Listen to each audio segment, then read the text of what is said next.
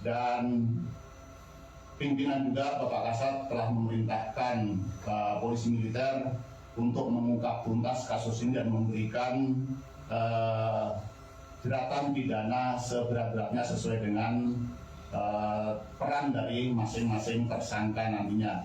Ini tentu masih memerlukan proses penyidikannya, akan berlanjut hingga nanti pemberkasan dan akhirnya akan masuk ke proses peradilan. Kami berharap bahwa dengan penjelasan ini masyarakat yakin bahwa kita institusi TNI menjamin tidak ada impunitas apabila ada prajurit yang melakukan pelanggaran pidana. Bahkan mungkin akan bisa dijatuhi hukuman lebih berat karena ada penerapan pasal-pasal pidana umum maupun pasal-pasal pidana militer terhadap tersangka nanti sesuai dengan hasil penyidikan yang terus dilakukan oleh Polda Jaya.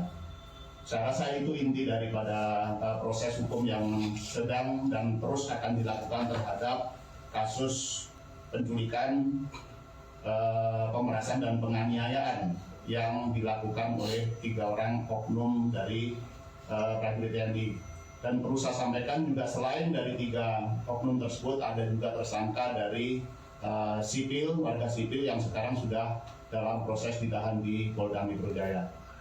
Ini saja yang perlu saya sampaikan. Kalau ada pertanyaan nanti akan kita jawab, dan nanti secara teknis apabila ada update nanti akan disampaikan oleh Pemdam Jaya maupun Kapendam Jaya di mana lokasi terjadinya kasus tersebut ada di wilayah hukum Pemdam Jaya. Demikian, billahi taufiq wal hidayah. Wassalamualaikum warahmatullahi wabarakatuh. Selamat pagi, salam sejahtera. Masalah perannya nanti ini masih dalam proses dan nanti barangkali untuk tersangka dari sipil bisa dikonfirmasikan ke Polda Metro Jaya. Kalau kronologi saya rasa sudah ini sudah diberitakan bahwa ini berawal dari dugaan penculikan. Untuk motifnya secara lengkap ini masih dalam proses penyidikan sehingga kita belum bisa ungkap secara lengkap karena mungkin akan ditemukan alat bukti baru maupun keterangan-keterangan baru dari saksi-saksi yang diperiksa sehingga ini belum bisa disampaikan saat ini supaya nanti tidak berbias. Kita masih mengumpulkan semua fakta yang bisa mendukung dari pengungkapan kasus ini. Nanti setelah lengkap akan kita sampaikan dan tentu ini menjadi bagian dari proses hukum. Setelah lengkap akan diberkas kemudian dilimpahkan ke pengadilan dan dalam proses peradilan pun nanti juga masih akan diungkap fakta-fakta yang benar oleh nanti hakim. Demikian.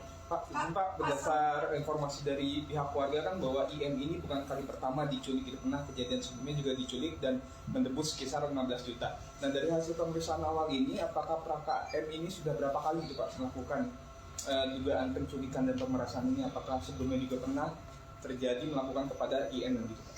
Atau korban lain gitu? Ini memang yang masih terus kita dalami karena ada beberapa alat bukti yang masih harus kita temukan.